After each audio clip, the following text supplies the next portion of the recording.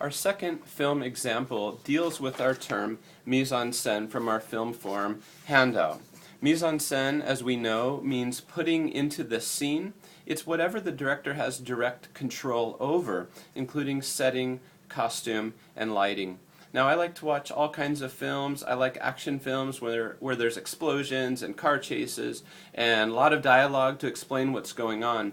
But this film clip by Hou Hsiao-hsien reveals to us that film can tell stories in many different ways besides action films.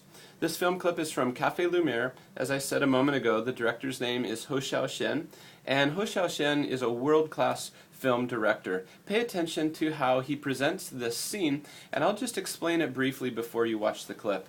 At first, we can see here on eClass in the first image for film example 2 that a father is looking dejectedly into the dark.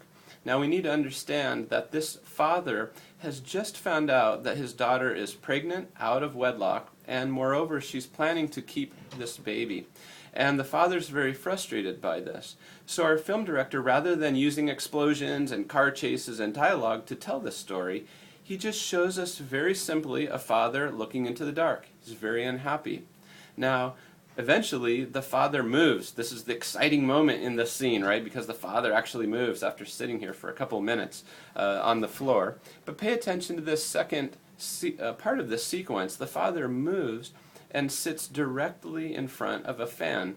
Now the fan, in terms of what's been organized there, the setting and the design, the fan in the background looks like a halo around this father figure.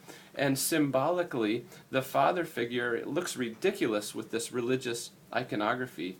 In fact, the father has fallen from his position as authority, and he looks dejectedly on the ground. This halo, this symbol of authority, seems meaningless and purposeless.